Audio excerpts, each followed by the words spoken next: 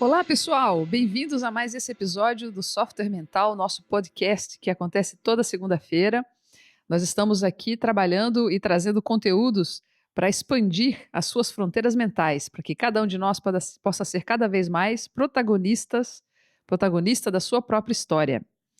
Hoje nós vamos falar aqui sobre as emoções. Daqui a pouco eu vou falar para vocês um pouquinho mais quem é a nossa convidada e o que ela vai estar trazendo aqui para a gente. Mas antes eu queria lembrar vocês que nós temos na realização do podcast o patrocínio e o apoio técnico da Atena Mídia, que disponibiliza aqui o seu estúdio, a equipe técnica, toda uma parafernália que vocês não têm ideia, mas vão ter no futuro, porque a gente vai começar a filmar daqui a pouco. E que distribui esse nosso conteúdo no Brasil e também internacionalmente. Muito bem, minha gente. Então, nós vamos hoje conversar com a nossa convidada, que é autora de livro e tem uma trajetória muito bacana. Ela vai contar um pouquinho aqui pra gente. É a Alba Cardoso. Não é isso, Alba? Bem-vinda, então, Alba. Obrigada, Ana. Nossa, muito bom estar aqui. Que legal. A gente está muito feliz de poder estar aqui junto com a Alba. Ela escreveu um livro, gente, que é chamado Dicionário de Emoções, Sentimentos e Estados de Ânimo. Esse livro hoje ele já está meio que esgotado praticamente, né, Alba? Sim. Mas está em vias de voltar a ser distribuído. E da gente conseguir colocar em formato e-book mesmo, né? Uhum. Que fica mais fácil para as pessoas acessarem de tudo quanto é lugar. Maravilha. Vocês vão ouvir aí a conversa daqui a pouquinho agora, né, com a Alba, mas a gente vai colocar aqui na descrição no canal do YouTube. A gente vai colocar na descrição como é que vocês entram em contato com a Alba no Instagram dela, para quem quiser acessar. Ela tem alguns volumes ainda, né, disponíveis, e logo já vai estar disponível também em e-book em várias lojas, né, de e-book, Amazon, Saraiva, essas todas que tem, né? E a gente, assim que sair também essa versão e-book, a gente vai colocar também na descrição do YouTube como é que se acessa, né? Esse conteúdo, tá bem, gente? Então não se preocupem que vai dar para acessar. É um livro muito legal, eu li, sou apaixonada, adorei. E a gente vai aproveitar, vai usar ele várias vezes, não vai ser a última vez que vocês vão ver a Alba aqui. Então, Alba, olha, para começar, acho que é bacana você falar um pouco da sua trajetória, como é que você chegou nesse tema. Eu sei que você já fez um monte de coisa, quem olha o livro aqui já fala, nossa, que interessante, né? Uma pessoa que estuda, é da matemática e foi falar de emoções, uau! Então, fala um pouquinho pra gente como que você chegou nisso, né? E como é que é a sua ação hoje, né? Profissional, pessoal também, seus interesses, para o pessoal entender a sua trajetória, seu interesse nesse tema. Uhum. E aí depois a gente mergulha aqui no seu livro. Tá bom. Primeiramente, eu quero agradecer de novo, né? Eu gosto de falar sobre esse assunto, não é à toa que eu escrevi um livro sobre isso, mas como é que surgiu, né, esse gosto e de onde que veio esse interesse. Eu sempre busquei uma forma de controlar as emoções e de ser mais racional possível. E não é à toa que eu venho da matemática, né? Tem todo o processo do raciocínio lógico e tal. E em algum momento eu vi que isso não estava funcionando, que isso que com essa forma, esse movimento de andar pelo mundo, ele não me ajudava nas relações, não me ajudava nas soluções, no processo de decisão também não ajudava. Uhum. Então, eu comecei a questionar essa forma de pensar, de que o que é importante efetivamente é a razão e que as emoções são questões secundárias, né? Então, pesquisando isso e começando também a olhar para dentro, eu comecei a ver o quanto que as emoções, elas, na verdade, ajudam a gente no processo decisório. E aí eu fui catar livro, né, ver pesquisa. Aí quem pegar o dicionário para ver, vai ver que eu fui atrás de Damasio, de Ekman, né, essa galera toda que me deu uma base para entender melhor. E aí eu resolvi fazer uma lista de emoções, das emoções que eram mais frequentes no meu dia a dia, e eu vi, não tem uma família só de emoções que eu sinto mais. todo mundo sente tudo. E eu falei assim, eu tenho que escrever alguma coisa. É muito bom. Maravilha. E aí, como eu gosto de escrever, eu estava fazendo a apresentação de... agora eu esqueci qual foi o tema que eu estava apresentando, mas eu estava apresentando um tema e uma amiga, no final dessa minha apresentação, ela veio me perguntar, Alba, e esse dicionário de emoções aqui que você mencionou durante a sua apresentação, como é que é? Tem, existe, não existe, né? Aí eu falei para ela que não existia e que ainda estava buscando para ver se conseguia pelo menos em algum idioma estrangeiro. Uhum. E aí ela falou assim, é porque a gente precisa muito, né? Aí eu sei. Muito bom. E aí ela, e aí, vamos escrever? E no começo ela me deu apoio, né? Inclusive ela chegou a fazer algumas pesquisas comigo. E depois fiquei só eu mesmo, porque ela assumiu outras questões e eu fiquei 5 anos aí, foi de 2012 isso, 5 anos pesquisando, coletando informações, definindo como é que eram as definições, como é que eram as entradas, né? E aí consegui lançar, publicar em 2017. Muito bem. Primeira edição, né? E aí a segunda edição foi em 2018 e o lançamento foi em Curitiba, com o pessoal da TV Educativa. Olha que legal. Foi bem legal. Muito bom. E tive apoio lá da Isabela Lustosa e da equipe lá que trabalhava com ela.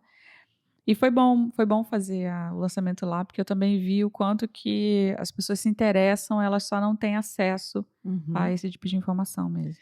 E se veja, né, a gente trabalha muito aqui, né, no canal, no Software Mental, sobre as pessoas terem mais, desenvolverem, né, a sua inteligência emocional. E um aspecto fundamental de desenvolver essa inteligência é dar nome para o que está sentindo, né, para o que está acontecendo com ela. E às vezes a gente usa, provavelmente as pessoas, e por isso talvez você tenha se interessado, as pessoas usam nomes errados para o que está acontecendo, nem sabe dar nome para isso que está acontecendo, né? A emoção, ela é um processo pré-verbal, né? Ela é a base das nossas interações. Então, quando uma criança, né, quando o bebê, ele já reage e já sente uma emoção, ele não tem um nome para aquilo, mas ele sabe o que ele está sentindo, né? A consciência sabe, né? O ser ali, o indivíduo sabe. Os nomes que estão aqui no dicionário e outros que a gente deu, isso é tudo como as coisas são, né? Mesa, Sim, né? Mesa, cadeira, raiva, medo, tudo arbitrário, tudo né? arbitrário. Mas existem algumas coisas em comum. E o que tem em comum? Principalmente reações faciais, reações identificadas no corpo, que foi estudado principalmente por Ekman, o Paul Ekman. Quem tiver interesse pode pesquisar no livro A Linguagem das Emoções, em português. E ele fala de expressões universais, que são, por exemplo, o tipo de sorriso que você dá, se você, né, faz aquele franzidinho aqui no olho, porque é uma coisa mais natural, não é forçada. No caso do nojo, mexe muito com o nariz, né? Aqui o levantamento aqui dos músculos aqui paralelos. Então, cada emoção básica, digamos assim, ela tem uma expressão que é universal. E como é que ele foi chegar a essa conclusão de que era universal?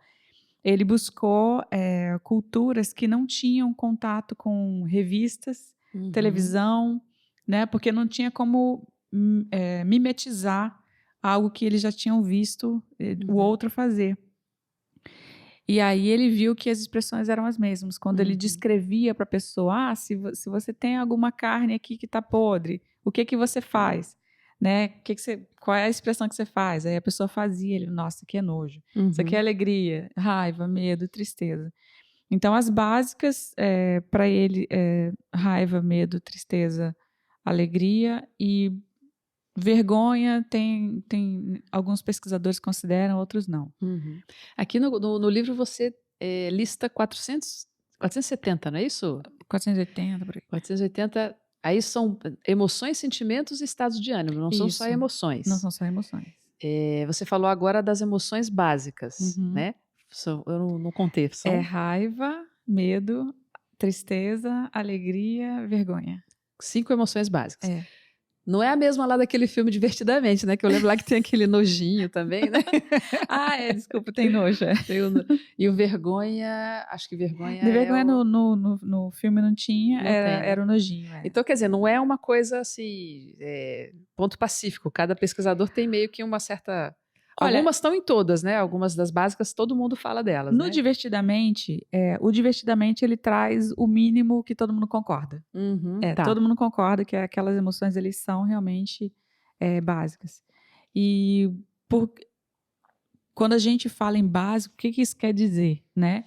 Que você não tem muitas coisas misturadas ali, você não tem muitas emoções e sentimentos misturados. E, principalmente, é algo que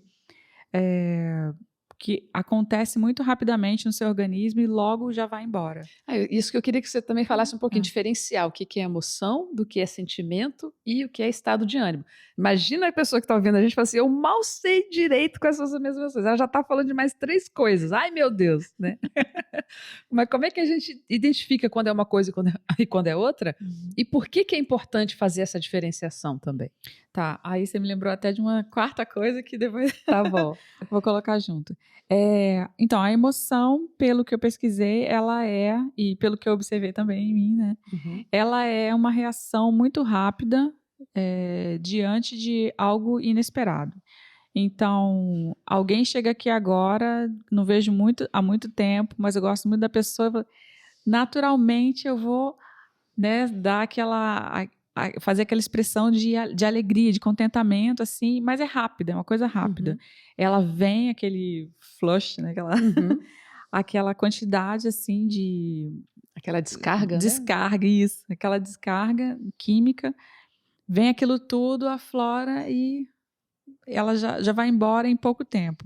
Se eu mantiver, né, o contato ou com a pessoa ou com a coisa que me causou isso, aquilo pode durar um pouco mais. Né? Aí é manutenção tanto de presença do objeto ou da pessoa, do estímulo, ou uma manutenção pelo pensamento mesmo. Então eu fico pensando naquilo, né?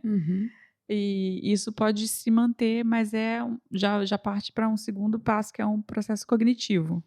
A emoção em si mesma, ela já era para ter ido embora. Então é como se a pessoa, ao pensar sobre a emoção ou sobre aquilo que estimulou, ela está tendo a outra coisa que no caso, então, é o sentimento. É um sentimento, E ela está começando a gerar esse sentimento, porque se ele é muito rápido, ele não vai fixar, né? Mas uma amizade, por exemplo, é um sentimento. O que quer dizer?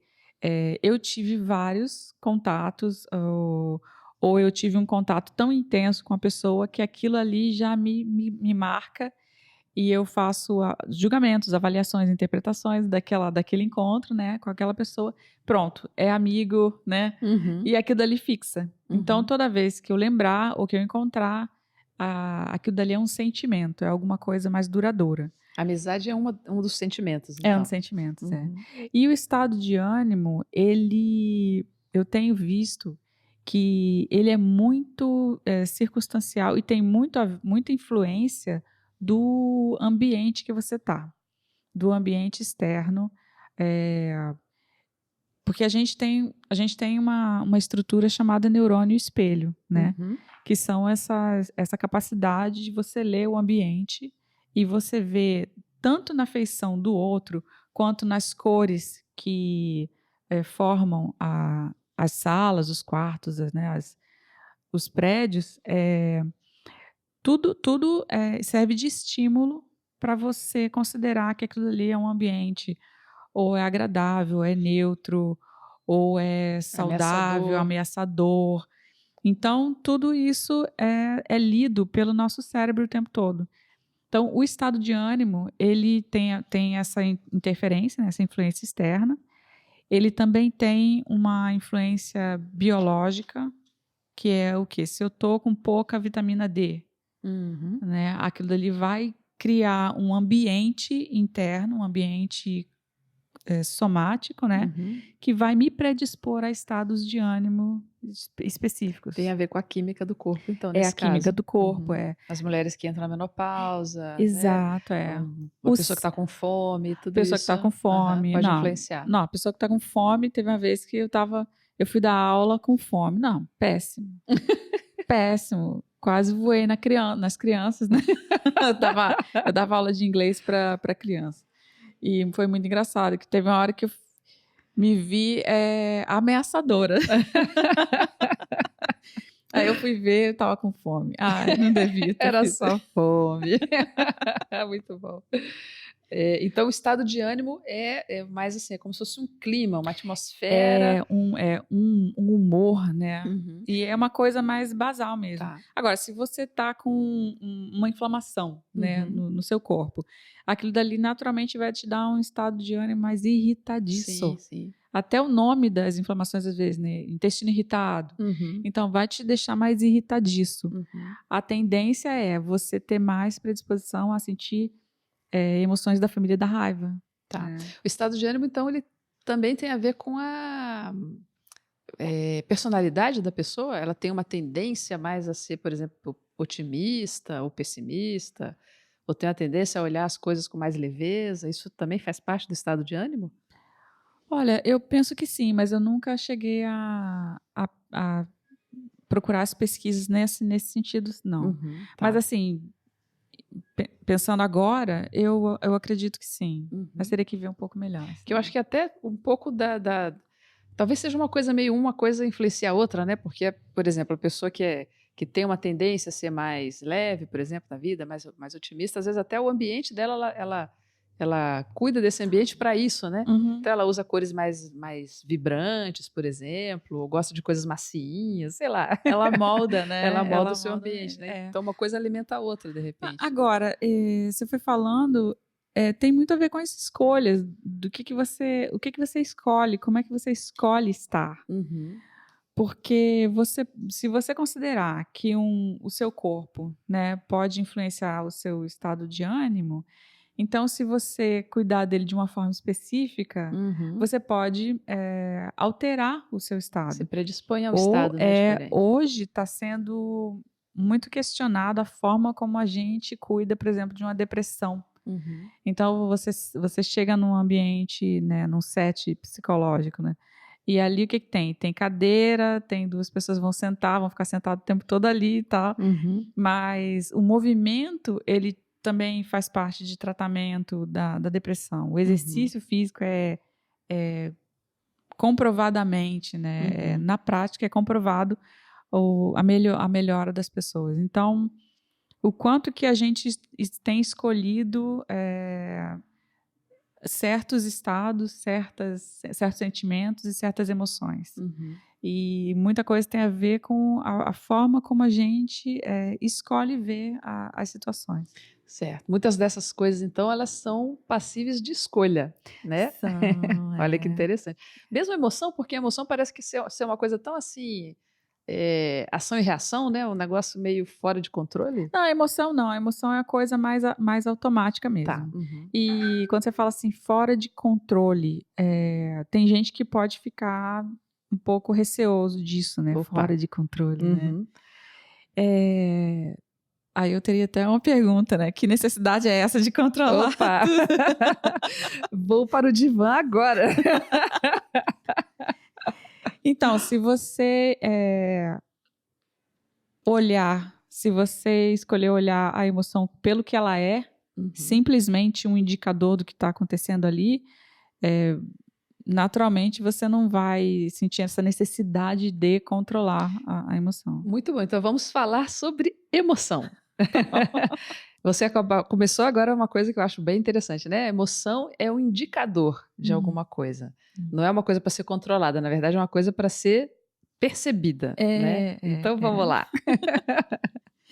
A ilustração que eu mais gosto e que eu vi ultimamente de emoção é placa de trânsito. Então, o interessante no caminho, se eu for fazer uma viagem, é o caminho e o destino, né?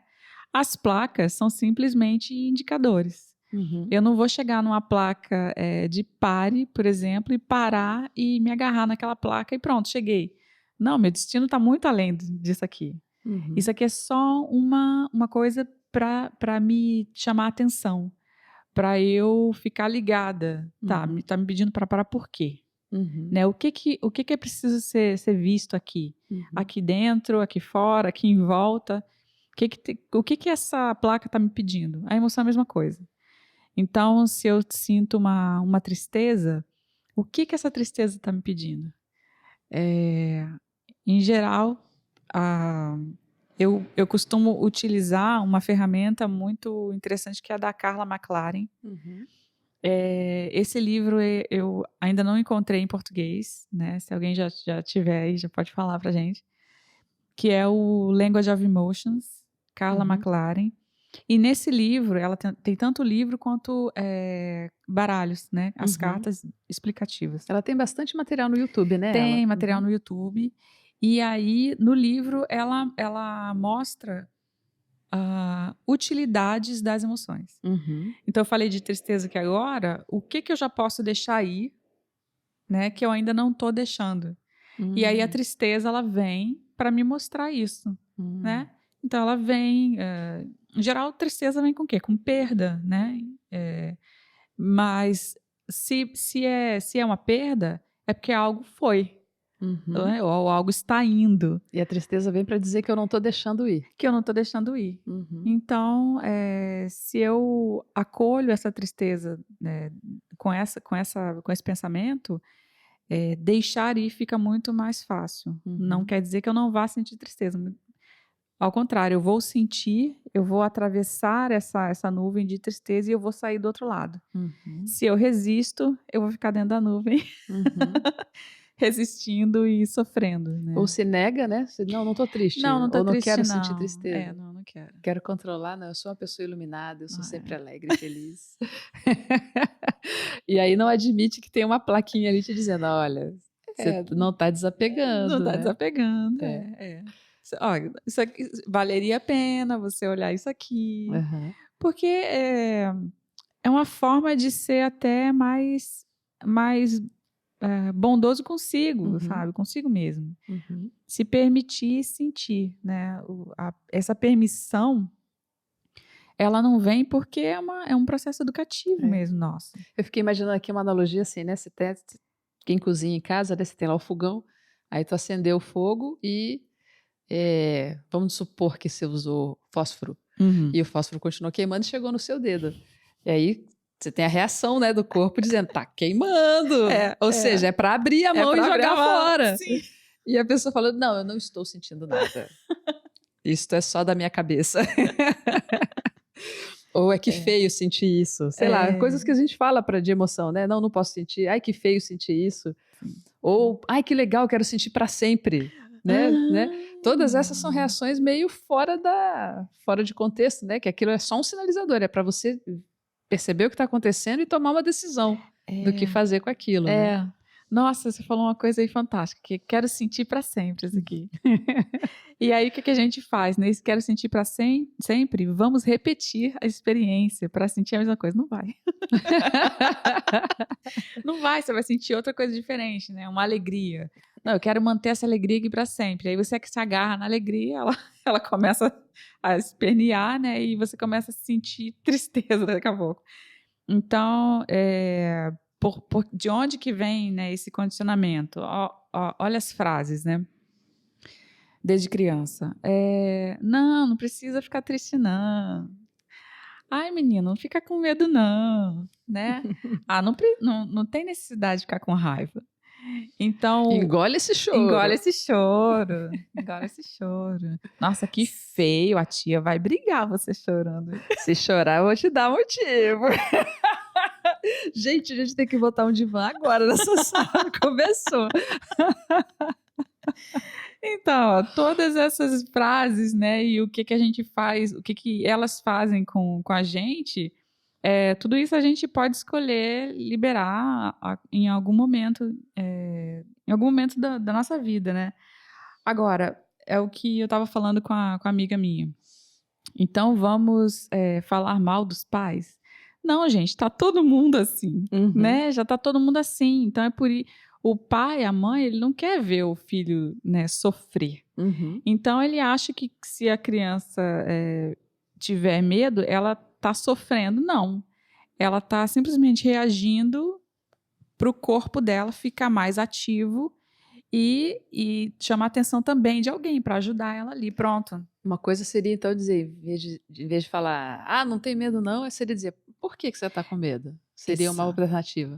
Olha, como fica mais leve, né? Não, tá com medo de quê, né? Fala para mim. Como é que tá, né? O que você tá sentindo? Então, isso facilita muito. Às vezes, a criança ela é muito pequena, ela não vai ter uma verbalização.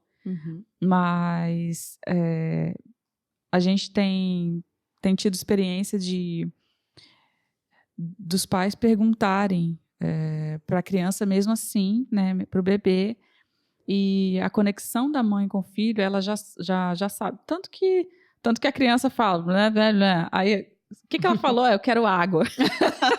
Tipo, como é que você sabe, né? Então, a mãe, ela aproveitar isso, o pai, ele aproveitar isso, que já sabe, já tem essa comunicação com a criança e perguntar mesmo. Então, o que será que o bebê tá sentindo aqui agora, né? Esse é medo e tal. Isso se aplica na relação entre adultos, talvez seja com um desafio de que a criança ela é mais espontânea, né, para mostrar a coisa. E o adulto acaba aprendendo a usar um monte de estratégia para esconder o que está sentindo, né, realmente. Sim. Agora, existem as microexpressões, que até naquele seriado Lie to Me mostra bastante. E aí, assistindo Lie to Me, acabei vendo um monte de microexpressão. E durante a conversa com as pessoas, eu mesma identificando em mim.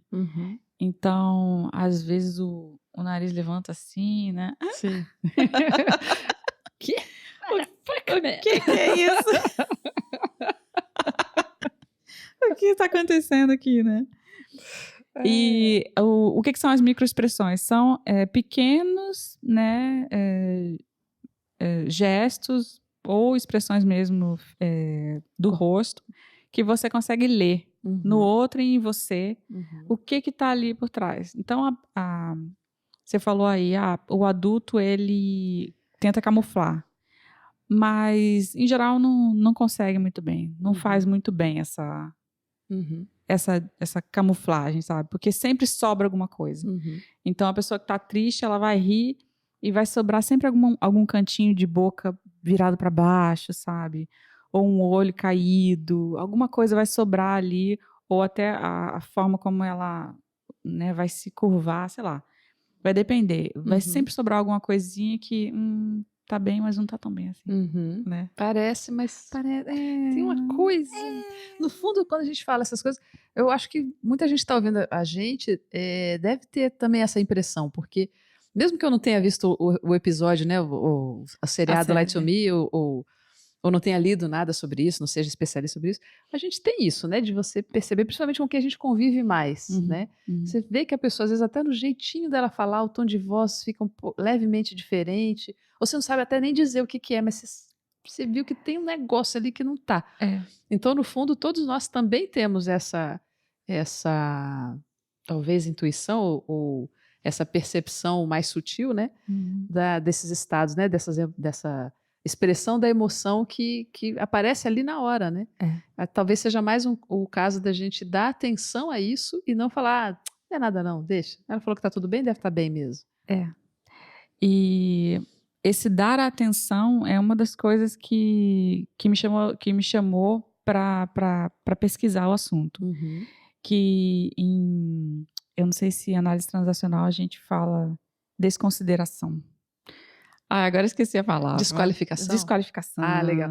A gente, para quem não sabe, a análise transacional é uma área da psicologia muito bacana, que super recomendo o autor, né, propositor, né, da análise transacional, Eric Berne. É muito bacana, viu, gente? É bem didático, vale a pena conhecer. E tem muito a ver com entendimento de personalidade, entendimento de estados emocionais também. Tem um livro da na análise transacional que chama Educação Emocional, né? Sim. Ainda vou falar sobre esse livro aqui também, ainda vamos trazê-lo aqui também. Mas vamos lá. É a desqualificação. Desqualificação. Então, o que é a desqualificação? É você não considerar, né, ou até subestimar uma expressão de uma pessoa, uma emoção. Uhum. Alguém expressa um choro, né, por exemplo. E aí, porque isso é muito comum ver, e eu já vi vários cursos isso acontecer. Tem uma pessoa, ela começa a chorar e alguém sai catando loucamente uma caixinha de lenço de papel. Por favor, alguém me dê uma caixa de lenço de papel para eu dar um lenço para essa pessoa parar de chorar. O que é isso, né? Eu, em mim, não estou conseguindo processar bem o choro, a tristeza, todas as emoções e sentimentos, estados dessa família. Uhum. Então, ver o outro expressando isso me dói muito. Então, eu tenho que automaticamente pedir para ele parar. Como é que eu peço? Com um lencinho de papel automático, né? Assim.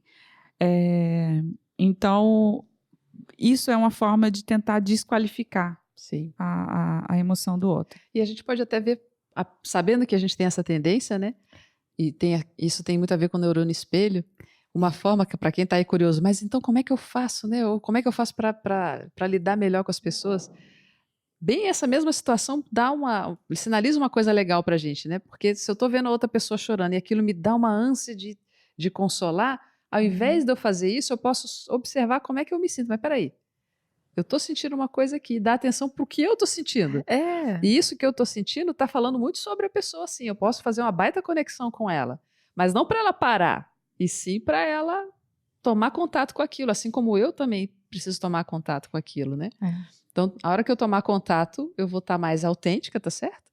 E posso ajudá-la nesse lugar de autenticidade. Ai, que lindo! Olha o quanto que você está considerando o outro, né? O quanto que você está se permitindo e dando espaço para o outro expressar uma coisa que precisava ali. Precisa ali na hora. Tem um exercício que eu gosto que é o da pena, né? O quanto que você sente pena ainda ao ver uma pessoa sentindo a emoção. Tenta fazer um exercício de sair desse espaço de pena. Você começa a ver aquela situação com outros olhos. É um ser humano expressando uma emoção, só isso. Não é alguém que vai, sei lá, vai morrer ali na hora. Não é você se bloquear. Não. Essa tua explicação foi ótima. Né? Você olhou para você, né? Eu olho para mim, eu vejo o que está mexendo aqui dentro de mim também e tal. Mas também tem um exercício de, será que isso aqui que eu estou vendo, eu não estou confundindo com uma reação muito negativa que ela vai ficar ali para sempre? Me lembrou da pessoa falando assim, eu não vou chorar, porque se eu chorar eu vou chorar para sempre. Gente, isso é uma ilusão. É de novo o palito de fósforo na mão, né? É o palito de fósforo. E aí a gente daí não está falando mais de emoção, né? Porque se ela fica com esse medo daquilo ficar para sempre, já não é mais emoção, já é o pensar sobre a emoção. É o pensar sobre a emoção. Aí a gente já está falando de sentimento, então. E aí a gente está falando de julgamento e de um inconsequente empilhamento. Então, o que é o empilhamento, né? É aquele desconforto sujo, digamos assim. Tem o desconforto limpo, que é o quê? Sentir vergonha. Por causa de um estímulo que de fato aconteceu. Né? Estabanei no chão, levei totalmente vexada. Ai, que tombaço, mico, né? Vergonha. Pronto. Vergonha. Acabou, é isso. Aí eu coloco um julgamento em cima, né? Ai, que tansa, gente, não sabe nem andar de salto, essa mulher já fica assim, ai, gente, que ideia que eu tive de fazer isso esse dia. Aí você já fica, né, se culpando e tal daquilo, daqui a pouco você tá ansiosa porque tá culpada, porque tá com vergonha, tá? E aí você vai criando um monte de coisa em cima que não precisava, só a vergonha já cumpriu o papel dela, né? Isso. E aí, segue em frente, segue o barco. Mas o julgamento, ele faz isso. Ele vai empilhando coisas. Ele vai empilhando interpretações do que você deveria ter feito ou ser, ou do que as pessoas achariam, sabe? E aí isso vai criando mais emoções junto. Aí você começa a formar sentimentos que batem lá nas crenças antigas da gente. Aí você vai catar crença. Uma delícia. Um ótimo trabalho. Sentimento, então, não são só sentimentos positivos, existem sentimentos negativos também. Sim. Assim como as emoções podem ser positivas e negativas. Sim, E os estados de ânimo também. Negativo, a gente diz, eu nem uso. Eu uso, mentira. Eu uso, mas eu dou preferência para expressar com desagradável ou agradável. Porque negativo, quando a gente fala emoção negativa, ou seja, quer dizer que aquilo te faz mal. Não. A emoção, todas as emoções são sinalizadores. São sinalizadores. Na verdade, as emoções são neutras. São neutras. Elas são neutras. Elas estão mostrando uma realidade, uma coisa. Vou fazer outra analogia. Ai, eu adoro analogias. É como a visão, né? A pessoa vê uma cena. A capacidade de ver seria a emoção, tá certo? Porque ela é o que está captando o que está vindo de fora. A emoção capta e traz o estímulo para dentro, né, de si. Então, a minha capacidade de ver traz um estímulo visual para dentro também. O que está acontecendo, essa capacidade de trazer a informação, isso é neutro. Não é nem positivo nem negativo. O que eu faço com isso que eu vi é que pode ser, né, negativo ou positivo. E o que aconteceu também, aí sim, pode ser bom ou não, né? Pode ser uma cena, por exemplo, de um acidente, mas pode ser também uma cena linda, né? Um pôr do sol que nem estava ontem aqui em Foz, que estava, você viu? Nossa, estava lindo. Cor de rosa, nunca vi. Nossa, estava lindo. Então pode ser uma cena linda, mas pode ser também uma cena muito feia, muito desagradável, mas aquilo é a cena. E a sua capacidade de perceber, ela é neutra, ela só é a capacidade. A emoção é essa capacidade de fazer essa percepção, né? Quando você olha para uma árvore, é uma árvore. Você não fica... mas esse tronco aqui... podia tomar para a direita, mas para a esquerda, sabe? Ela em si, ela é uma árvore. E eu li uma frase que, na frase estava falando mar é violento, né? E, não foi uma frase, desculpa, foi um trecho de um vídeo. E eu vi que o mar é violento e um navio, né? Enfrentando as ondas. E eu achei interessante a escolha do termo violento.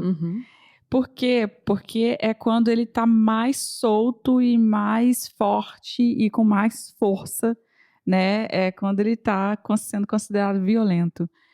E às vezes a gente está com muita força e está mais livre, e está mais forte, e vem alguém falar também, nossa, está violento, né?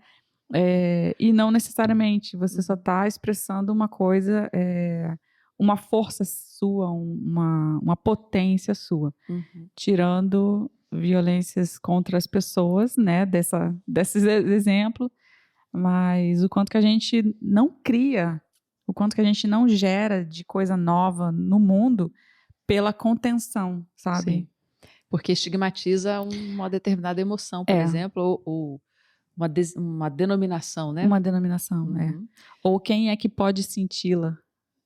Interessante. Quem tem permissão quem para tem sentir. permissão para sentir. Tipo assim, menino pode ter raiva. Menina agressiva, meu Deus, né?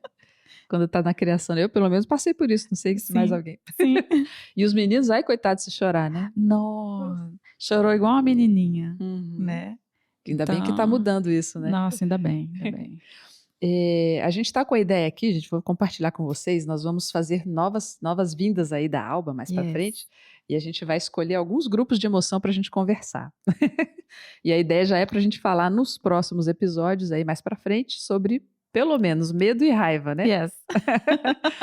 Já é, se você está afim de ouvir falar mais sobre medo e raiva, fala aí nos comentários, inclusive, se você tem alguma emoção que você gostaria que a gente trouxesse aqui para abordar, para falar mais a fundo, coloca aí a sua sugestão. A gente está querendo falar de medo e raiva, mas Quem sabe abre não para vem, outra coisa. vem outras, né, outras sugestões do pessoal, estão interessados em falar de outras coisas. Pode ser outras emoções também. A gente pegou logo duas, assim, do espectro desfavorável, a gente poderia dizer, talvez. Que não é muito bem visto, né? Não é muito agradável, mas que quando quando olhados, usados, traz muito benefício, traz muita inteireza para as pessoas. Elas podem ficar surpresas o quanto que a raiva, ela bem utilizada, pode trazer de restauração para o indivíduo. Impressionante. Sim. Acho que até às vezes falta um pouco de expressão da raiva, né? Até para dar limite, né? Não, mas aí eu vou começar a falar da raiva, gente. Ai, desculpa. Então, cenas do próximo capítulo, minha gente. E, se vocês tiverem sugestão, fala aí. Alba, eu queria falar um pouquinho, são 470 verbetes, nós não vamos falar disso agora, a gente vai até tratar depois. Tem uma coisa muito legal no livro da Alba, gente, se vocês pegarem ele lá, quando vocês pegarem, porque eu acho que vocês não vão resistir. No finalzinho ele tem um quadro que eu achei maravilhoso, esse quadro. Olha, se você tem dúvidas sobre como dar nome, que nome você usa, né, para designar a sua emoção, ou sentimento, ou estado de ânimo, tá aqui, né? Esse quadro, ela lista todos os 470, né? Estão listados aí. E eles estão classificados por características. Por exemplo, o medo. Tem um monte de emoção aqui que está associada ao medo, né? Ameaça, ansiedade. Nossa, ansiedade é um tipo, tá na família do medo. Tá na família do medo, o conflito, a covardia. Olha só, conflito também, né? Na família do medo, que interessante. Então ela vai agrupando os primos todos juntos aqui, né? A festa de Natal, a primaiada toda foi. Tá tudo aqui na mesma família. Então é muito interessante. Aí por aqui você tem uma visão geral de todas as emoções que estão no livro, né? E tem algumas aqui que chamam mais atenção, inclusive tem, pelo que eu vi, só tem uma que está em idioma estrangeiro. Tem duas. Em alemão tem duas? Sim. Então eu vi aqui o Schadenfreude, que está em alemão, é chique essa mulher. E a outra qual que é? Eu não vi. Mudita. Mudita com M. Mudita com M. Será que tá em alegria ou admiração? Agora você me pegou, Ana. O Schadenfreude está em alegria. Mas eu acho... Olha, isso eu achei muito interessante. Nós vamos falar o que é Schadenfreude aqui e vocês vão ver se o estranhamento é o mesmo que o meu, por estar em alegria. Está em alegria, claro. Porque é muito doido. É engraçado. Eu achei curioso as duas únicas expressões estrangeiras serem irmãs, primas. Porque o Schadenfreude, o que é? Né? É um prazer que você tem, uma alegria, uma satisfação diante do mal-estar, né, ou da desgraça alheia. Então, né? A pessoa fica feliz porque o outro se for. É isso. Basicamente isso. Ai, gente. E vem do alemão e já está um pouco mais conhecido. Né? Você já ouve pessoas já falando sobre Schadenfreude. E Mudita não é conhecido. Também está na lista da alegria. Também está na lista da alegria. Que é, digamos, o contrário. É você ficar feliz, ter prazer de ver alguém se beneficiando de algo, alguém com sucesso, né? Então, as duas, elas estão na mesma linha ali, as duas são prazerosas, mas uma é com esse viés do prazer pelo sofrimento do outro, e a outra é o prazer pela alegria do outro. Agora, apesar do Schadenfreude ele ter esse prazer imediato, essa alegria imediata, ele tem o que eu digo que é ele deixa um gosto amargo na boca. Porque a pessoa ela tem inicialmente essa satisfação, mas se você for ver, sabe, como é que ela fica depois, sempre tem uma coisinha amarga ali, porque ela sabe que o outro não ficou bem, sabe, o outro tá mal e o neurônio espelho dela acaba pegando aquilo dali. E também e ela se percebe não bem também, assim. E como é que a gente usa? Estou aqui, estou inserindo isso no meu vocabulário, né? Você fala assim, eu tô alegre. Você vai dizer, eu tô mudita? É assim que funciona? Como é que faz? Eu estou sentindo Alegria, estou sentindo muditez. A forma da gente usar no vocabulário, no discurso diário, a gente continua usando da mesma forma, né? Eu tô alegre. Uhum. E aí você pode falar, eu tô alegre porque você tá feliz, né? Eu tô alegre que você conseguiu tal coisa. A intenção desse dicionário não é só as pessoas começarem a usar essas palavras. Tá. Elas podem até usar. Escritores podem usar também, né? Nos livros que eles escreverem, nos romances e tal. Mas é identificação pessoal. É para ela olhar lá e ver. Ah, tá, aqui, euforia. Ah, euforia é isso aqui. E ela se identificar e ela ver. Tem gente me dizendo já que leu algumas definições, concordou, mas que as definições levaram para outros espaços. Ampliou a visão delas verem aquela emoção, aquele sentimento. E não ficou só ali, sabe, no que estava escrito. Alguma coisa ampliou. Então, isso é muito satisfatório, assim. É uma bela ferramenta para se entender, né? Para autoconhecimento, sem dúvida. Muito bom. Então, gente, fica aí um gostinho. A gente falou hoje de duas aqui, né? O Schadenfreude e Mudita, dois lados do mesmo espectro da alegria, né? Curioso serem as duas estrangeiras e estarem nesses dois lados do espectro. Bem curioso. E a gente vai falar mais aí mais para frente também. Alba, você tem alguma dica, alguma orientação pessoal para a gente ir encaminhando para o nosso fechamento aqui do nosso episódio de hoje? O livre sentir. O que é o livre sentir? É você se permitir atravessar as emoções em vez de ficar resistindo, passar por elas. Porque é muito mais rápido. Se você se permitir, vai ser muito mais rápido, vai ser surpreendente para você. Coisa que você acha que tem aquela visão, né? Nossa, mas no passado eu fiquei 3 dias assim. Já se questionou que talvez você tenha ficado 3 dias porque você ficou 3 dias resistindo, em vez de simplesmente reconhecer que está com aquilo dali e permitir o seu corpo sentir aquilo dali? Eu já tive experiência de durar, às vezes, uma emoção 2 minutos. Depois que acabou, eu olhei assim, ué, mas já acabou? Passou, que beleza. Ué, mas já passou? Ué, mas não era para durar 2 dias? Mas aqui, ué, não era para ficar 3 anos, que você não empilhou, né? Não empilhou, não empilhei. Então, essa ausência, você começar a tirar esse julgamento de você mesmo, de você mesma, de que se está sentindo é fraco. E aí, essas noções de forte, fraco, de resistência, sabe? Eu trabalhei com um grupo de mulheres e a gente fez um exercício no final do grupo e elas se emocionaram e uma falou assim: eu tentei ser forte, mas não consegui, no final acabei me emocionando. E aquilo foi curioso porque o que é forte, o que representava força para ela ali? Era a repressão, né? Ser forte é reprimir. Então, olha a quantidade de energia que você usa para esse movimento de repressão. Se você soltar essa energia e usar ela efetivamente, a força é muito maior, né? Você fica muito mais forte.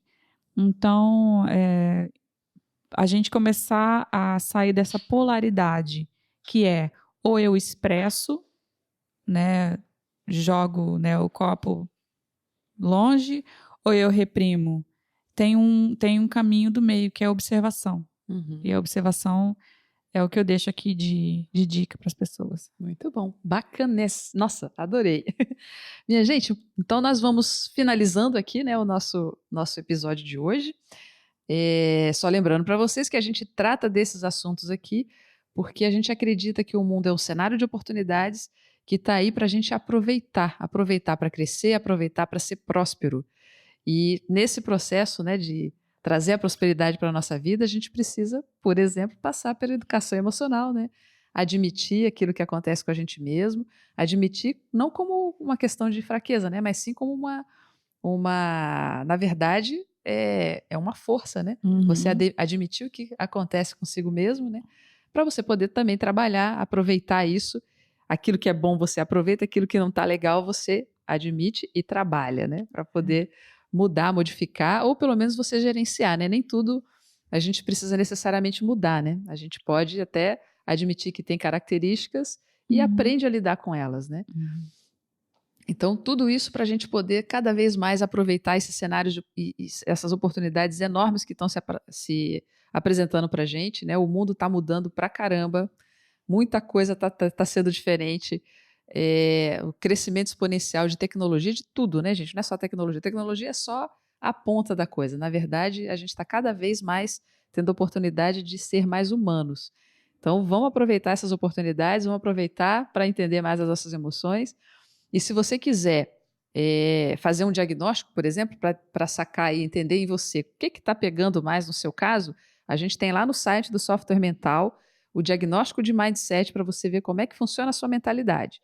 E aí você vai saber como é que está funcionando, o que das suas emoções estão te ajudando ou talvez esteja puxando o seu tapete.